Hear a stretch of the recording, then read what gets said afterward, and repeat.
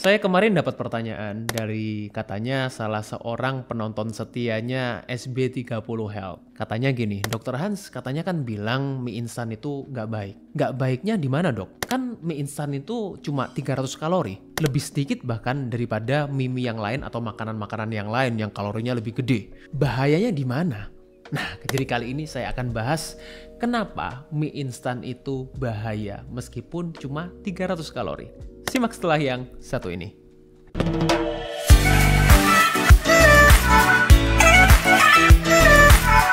Jangan remehkan gula darah yang tinggi karena ini bisa berdampak pada kesehatanmu yang lain. Gula darah yang tinggi itu bukan hanya karena makanan atau minuman yang manis. Kalau kamu sudah nggak makan yang manis-manis atau minum tanpa gula, kemudian gula darahnya masih tinggi, itu artinya ada yang salah dengan tubuhmu. Dan kemungkinan besar itu terjadi karena apa yang kamu konsumsi setiap hari. Masalah gula darah itu memang terlihatnya mudah, tapi faktanya jauh lebih kompleks dari itu. Karena penyebab gula darah yang tinggi itu setiap orang berbeda-beda. Pengaturan pola makan yang tepat dapat berkontribusi sangat besar terhadap masalah gula darah yang kamu alami. Dan Healthy Cook dapat membantu kamu yang punya masalah gula darah melalui pengaturan pola makan yang tepat karena Healthy Cook ini didesain secara personal sesuai dengan kebutuhan masing-masing pasien. Untuk kamu yang ingin tahu lebih detail soal Healthy Cook, kamu bisa langsung kunjungi Instagramnya @healthycookstore atau kamu juga bisa kunjungi link di bawah ini. Mari kita lanjut videonya.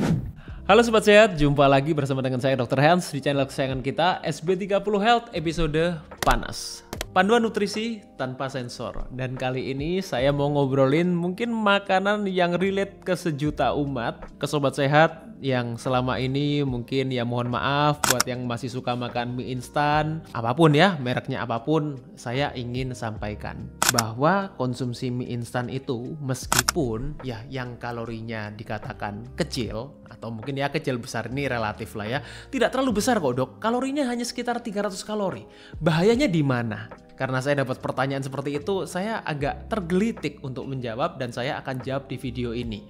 Jadi buat yang kemarin tanya sama saya, yang merasa tanya sama saya, ini jawabannya. Ya, sebelumnya saya ingin sampaikan dulu gini ya. Mungkin Sobat Sehat bisa lihat gambarnya di sini. Saya juga sebetulnya bawa mie instan di sini. Buat editor tolong kalau kelihatan mie-nya tolong disensor ya. Karena saya tidak mau menyebut salah satu brand di sini sebetulnya. Di sini saya sampaikan ya, jadi saya sambil lihat ya, saya bawa mie instan ini, Sobat Sehat bisa lihat beberapa gambar karena sekarang mie instan kan brandnya macam-macam, banyak sekali. At least saya ambil salah satu contoh di sini ya. Beberapa mie instan itu ada yang kandungannya mulai dari yang katanya mie instan yang sehat nih, katanya 267 kalori, lebih kecil bahkan dari 300 kalori ya. Kemudian ada mie instan yang sekitar 380 kalori itu. Nah, mie instan yang saya baca di sini ini 310 kalori ya. Di sini yang saya bawa di sini. Nah, jadi memang kalorinya berkisar antara 300-an lah. Ada yang almost 300, ada yang lebih dari 300 kalori ya, tapi kisarannya sekitar sekian. Nah, sedangkan ya kandungan kalori mie duk-duk ya saya bandingkan dengan mie duk-duk nih. Ya mungkin karena kan di setiap daerah ada sendiri-sendiri lah ya. Atau mie-mie yang lain, mie pangsit mie dan lain-lain. Itu kandungan kalorinya itu di atas 400 kalori rata-rata. Yang terdiri dari apa aja? Terdiri dari mie-nya sendiri pastinya. Ada ayamnya, mungkin ada yang ada kulitnya gitu ya. Kemudian ada telurnya, ada sayurnya, ada bawang gorengnya, ada minyaknya. Minyaknya macam-macam, ada minyak wijen, minyak goreng dan lain-lain. Juga mungkin ada kondimennya. Ya, ada sampingannya nih, ada kerupuknya dan lain-lain itu. Nah, kalau kita memang compare secara kalori antara mie instan ya dengan mie-mie yang lain, atau mungkin sekarang juga ini ya semakin banyak jenis-jenis mie, ramen, udon, apalagi boleh ditulis mie jenis-jenis yang lain yang Sobat Sehat sering makan ya.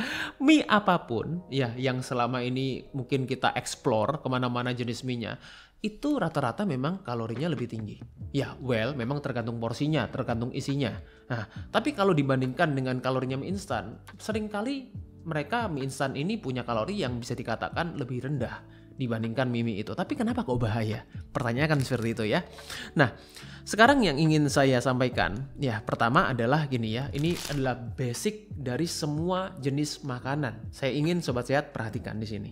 Pertama, yang ingin saya sampaikan adalah apakah rendah kalori itu dikatakan sehat? Atau lebih sehat mungkin? Ya, karena banyak sekali sampai sekarang kalau kita berbicara mengenai influencer ya, atau mungkin beberapa orang yang merasa experts, coach dan lain-lain, mereka selalu membawa yang namanya makanan sehat itu adalah makanan yang rendah kalori. Ya, mereka berpikir kalau kalorinya lebih rendah ini lebih sehat berarti. Well, pertama yang ingin saya sampaikan gini, kalori itu adalah satuan energi untuk menghitung yang namanya kalor. Kalor itu apa, Dok? Kalor itu adalah panas. Jadi ketika kita berbicara mengenai kalori, sebetulnya yang kita bicarakan adalah ilmu fisika. Ya, pernah belajar kan ilmu fisika? Ya, buat mungkin sobat sehat dulu waktu masih sekolah. Ya. Sedangkan kalau kita berbicara mengenai sehat itu artinya apa sih? Ya, sehat itu artinya makanan itu punya kandungan nutrisi yang bermanfaat bagi tubuh kita. Itu yang namanya sehat. Nah, dari dua pengertian ini sebetulnya sudah tidak connect. Nggak relate kalau orang-orang sekarang bilang, ya nggak relate. Artinya apa? Ketika kita berbicara mengenai satuan energi, ya memang kita berbicara bukan mengenai nutrisi, bukan mengenai manfaat. Nah, tubuh kita itu bekerjanya tidak hanya berdasarkan ilmu fisika. Artinya apa? Kalori itu hanya berlaku di luar tubuh. Ketika dimasukkan ke dalam tubuh kita, tidak berlaku seperti ada yang di luar tubuh. Karena tubuh kita pun juga tidak punya yang namanya reseptor kalori. Nah, inilah sebabnya, contoh di sini ya saya bawakan dua gambar perbandingan mengenai yang namanya di sini diet soda. Ya, diet soda, minuman-minuman soda yang zero kalori bahkan. Dibandingkan dengan kita buat yang namanya smoothie sayuran. Ini ya, smoothie sayuran. Yang mungkin dalam arti bukan mungkin ya, mengandung kalori lebih tinggi dibandingkan diet soda ini. Pertanyaannya, apakah dengan karena dia punya kandungan kalori yang 0, dia lebih sehat? Ini bukan cuma rendah kalori ya, bebas kalori nih bahkan. Ya, apakah lebih sehat dibandingkan makanan yang memberikan kita nutrisi? Saya rasa tidak perlu dokter untuk menjawabnya. Ya, atau mungkin ya kita hanya menggunakan rasional aja kita udah tahu jawabannya bahwa yang smoothie sayuran ini memberikan manfaat lebih besar pada tubuh kita. Nah, artinya apa? Sekarang tolong dibuang jauh-jauh pemikiran bahwa makanan, minuman, cemilan or anything yang rendah kalori itu belum tentu lebih sehat. Jadi yang kita perlu perhatikan itu adalah nutrisinya, bukan kalorinya dulu. Ya, meskipun nutrisi itu juga mengandung kalori pada akhirnya ya, tapi yang diperhatikan jangan kalorinya dulu. Nah, jadi apa yang perlu diwaspadai dok terkait dengan mie instan ini? Ya, ini ya. Jadi kita bahas di sini. Apa yang perlu diwaspadai? Kenapa mie instan itu dikatakan bahaya? Apakah sebahaya itu? Oke, nanti saya akan bahas juga. Untuk sobat sehat yang nonton sampai di akhir video, saya akan berikan tips ya, gimana caranya makan mie instan atau makan mie apapun ya supaya tetap sehat nih. Ya, simak dulu sampai di akhir. Nah, apa yang perlu diwaspadai dok kalau kita makan mie instan? Konteksnya mie instan ya di sini ya. Kita perhatikan 3 bahan utama. Ya, bahan utama ini saya selalu katakan berulang-ulang kali adalah 3 bahan utama yang disebutkan. Contoh ya, saya yang mie instan yang saya bawa ini, komposisinya yang pertama adalah tepung terigu. Ya, artinya apa? Ini yang paling besar nih yang disebutkan pertama. Yang kedua adalah minyak nabati. Nah, dan yang ketiga adalah garam. Well, ya, itu adalah 3 bahan utama. Itu yang perlu diperhatikan. Yang kedua adalah jenis minyaknya. Tadi udah saya sebutin nih, minyak nabati ternyata yang dipakai. Nah, di mana minyak nabati itu adalah minyak yang tinggi omega 6 dan seringkali juga minyaknya refinasi. Artinya apa? Sudah melalui proses PDB. Nah, ini jadi udah diolah secara berlebihan. Itu juga bukan minyak yang baik. Yang ketiga adalah gluten. Well, meskipun sekarang banyak mie yang mengatakan, oh mie ini gluten free atau dan lain-lain. Memang ini ya, ini suatu problem yang tidak dialami semua orang. Tapi secara umum, memang gluten itu kalau kita konsumsi terlalu tinggi, itu juga mengganggu kesehatan, terutama kesehatan pencernaan. Apalagi kalau kita konsumsinya tiap hari. Itu meskipun tidak semua orang sensitif terhadap gluten. Tidak semua orang punya masalah dengan gluten. Tapi sebaiknya itu juga dipertimbangkan kalau kita konsumsinya sering. Kemudian yang keempat adalah bahan tambahan. sintetis terutama ya, bahan tambahan sintetis, pewarna, pengawet, penguat rasa ya. Kemudian antioksidannya pun itu juga seringkali sintetis. Saya sebutkan di sini ya, yang saya bawa nih. Ini setelah 3 bahan utama. Tepung tapioka, another tepung ya. Bumbu soto Medan ya, perisa sintetik soto, mengandung telur, susu kedelai, pewarna alami karamel 1 dan antioksidan asam askorbat. Nah, itu tadi yang saya katakan antioksidannya pun juga sintetis. Gula, penguat rasa, mononatrium glutamat, dinatrium inosinat dan guanilat ya. Dan juga banyak sekali bahan-bahan tambahan yang lainnya. Itu tadi yang saya maksud. Kemudian juga yang terakhir adalah tentu kombinasi makannya. Ini terlepas dari mie instannya sendiri ya. Kita makan mie instannya sama apa? Kalau kita makan sama sosis, sama nugget, sama cornet, nah berarti kan kita makan yang namanya ultra processed food ini ditambah dengan ultra processed food yang lain. Nah, combo nih, double nih masalahnya. Itu ya. Nah, jadi sebetulnya inilah yang perlu diwaspadai ya. Dari mie instannya sendiri ya, bahan-bahan yang kalian perlu checklist tadi itu, jenis minyak, bahan utama, gluten ya, tepung terigu itu pasti gluten. Kemudian juga bahan tambahan sintetis lainnya dan juga kombinasi makannya. Kemudian mungkin beberapa sobat sehat tanya sama saya juga, gimana dok dengan mie instan yang katanya sekarang lebih sehat? Well, saya tidak mau berbicara terlalu ke arah brandnya, tapi saya ingin lebih ke arah komposisinya, kandungannya. Ya, contohnya salah satu yang paling sering diangkat adalah mie hijau. Ya, sekarang banyak sekali varian-varian mie hijau. Apakah betul sih dok, mie hijau itu lebih sehat?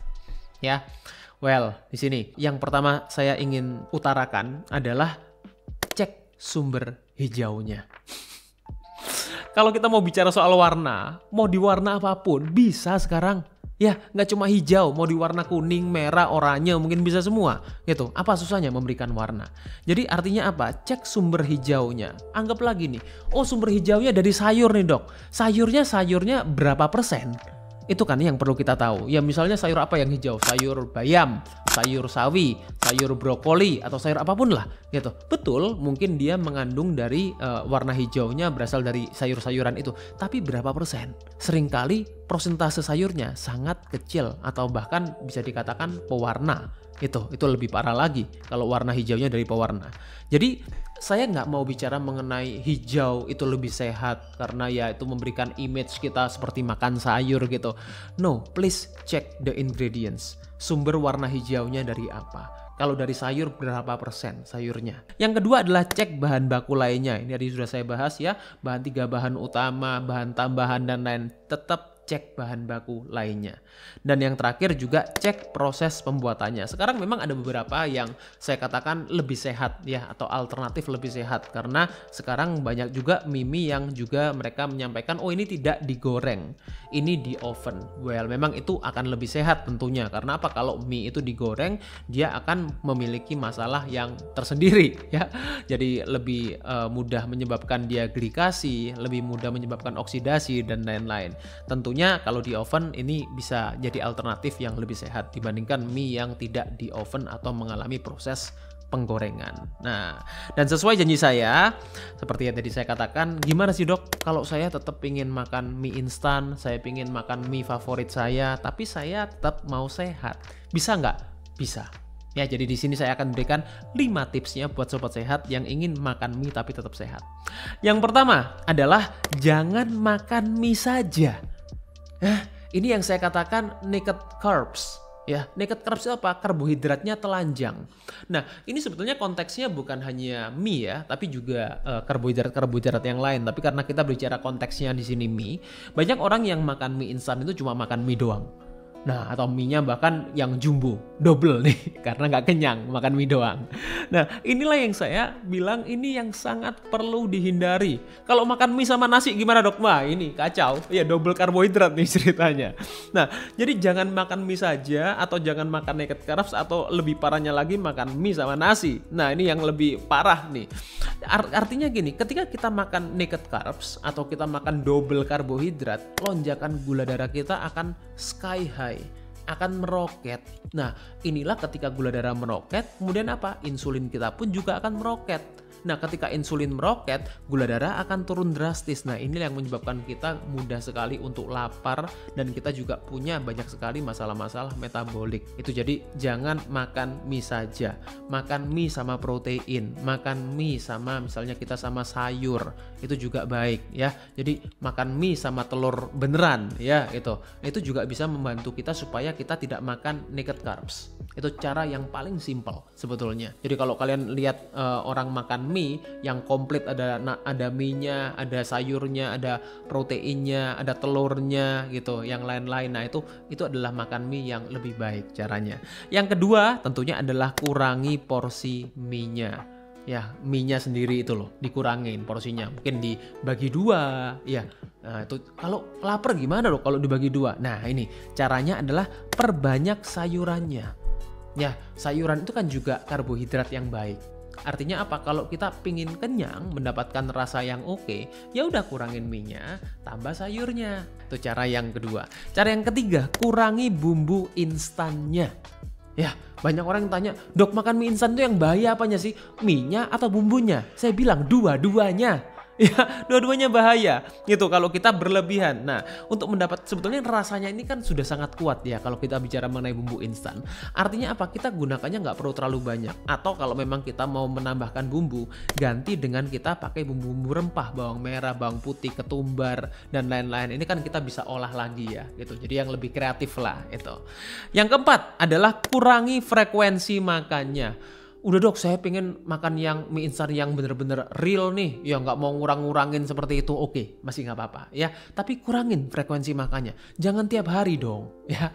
Jadi at least paling cepat makan ya seminggu sekali, itu udah paling banyak lah. Perhatikan pola makan kita yang benar seminggu sekali. Kalau emang kita mau makan mie udah kebelet banget nih, ya udah nggak apa-apa. Nah, itu juga tidak akan meng-cancel atau membatalkan pola makan kita yang sehat yang lainnya. Kalau bisa frekuensinya lebih jarang, sebulan sekali juga lebih baik ya gitu. Yang terakhir adalah tipsnya. Nah, ini nih tips saya yang dari terakhir ya. Saya pengen makannya juga pengen yang enak dok, pengen menikmati. Ya, caranya berbagi dengan teman. Itu ya. Jadi kalau kita bagi dengan teman kan kita nggak makan seluruhnya. Jadi kita tetap bisa mendapatkan rasanya, kita bisa menikmatinya, tapi kita juga tidak makannya secara berlebihan, terlalu banyak. Nah, berbagi dengan teman, pasangan, keluarga dan lain-lain gitu.